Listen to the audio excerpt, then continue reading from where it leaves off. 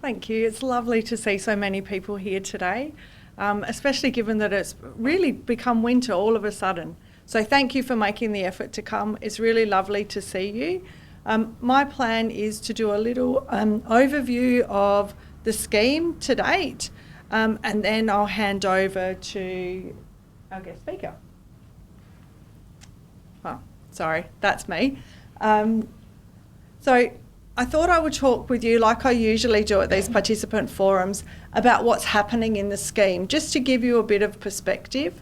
So this year, and these figures are correct as of the end of last month, there were 68 applications. 47 of those 47 participants were accepted into the scheme, and 14 participants left the scheme. As of today, we think that we will have the largest intake year in 2022-2023 that we've had since the scheme's inception. Already there are a number more participants that have been accepted than we would have anticipated, and that reflects what Rick was talking about.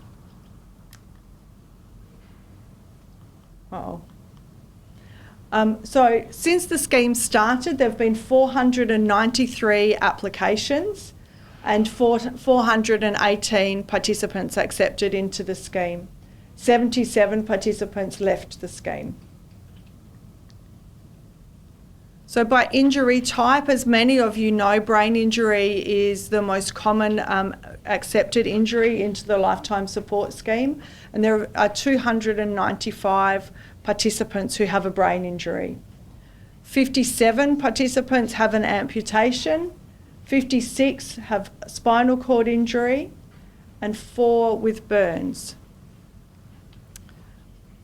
One of the things that you might note, and that is that some participants have multiple injuries that would also be accepted injuries.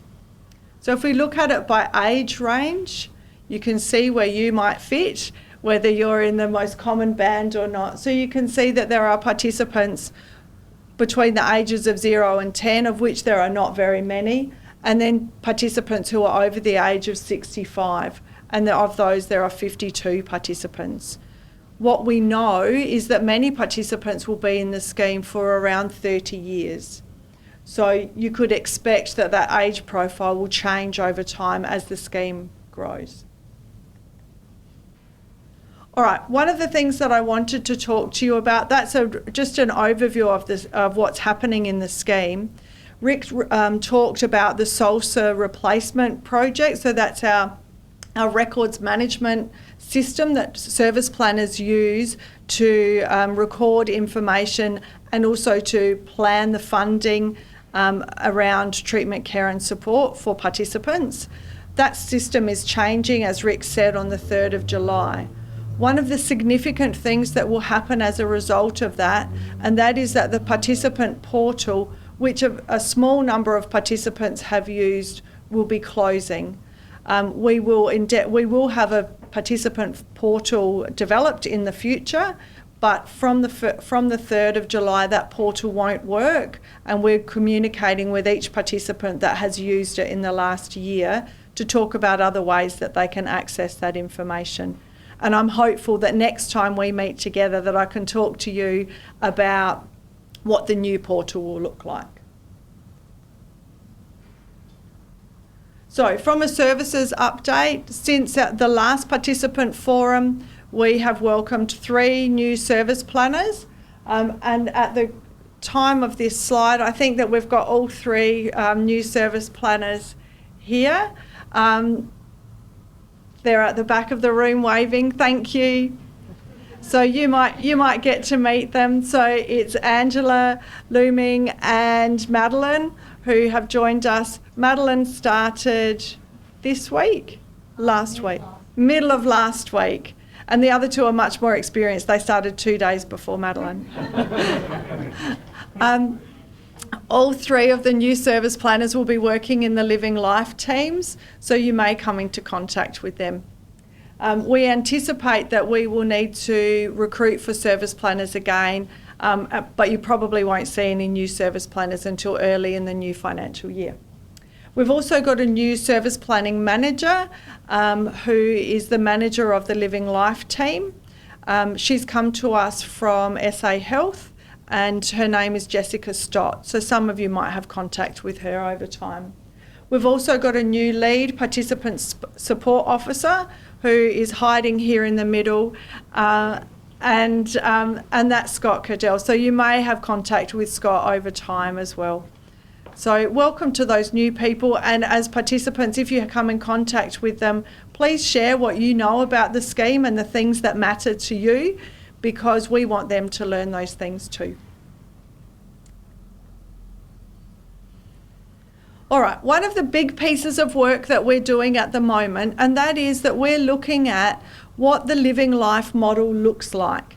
As you know, we work in 3 particular teams in service planning. So we have acute, transition and living life. Given that we know that lots of you will be in the scheme for many years, we want to make sure that the work that we do actually supports you to live the life that you want to lead. And we know that many participants will be in Living Life for many years. So a big piece of work that we're doing at the moment is looking at what the Living Life model looks like. Obviously, when a person first has their injury, the things that they need at that point in time are quite different to what people need when they're 10 years post-injury. And we want to make sure that the scheme is responsive to those needs. So, Living Life, we're talking about what does that actually mean? How is it that we can make sure that we capture the things that are relevant to all of you as participants and also as family members and caregivers? We know that we still want to be person-centred, but we also want to make sure that we foster an environment where people can be autonomous and independent as much as possible. So that's part of the focus for the Living Life model. We also know that what people need 10 years post-injury or 20 years post-injury is quite different to those early phases, as I said before. And that means that you might need a different response from us to what you needed when you were first coming home from hospital. So we're taking that into account. We will talk with you. We'll talk firstly with the participant reference group about the ideas that we have and get their feedback. But I anticipate that I'll come back at the next participant forum to say these are the things that we're thinking. What do you think about that? Are we on the right track? So we're really happy to have your feedback. The first place really to give feedback or to be involved in helping us to develop the Living Life model is to talk with your service planner. And your service planner can then talk with the people who are working on that team.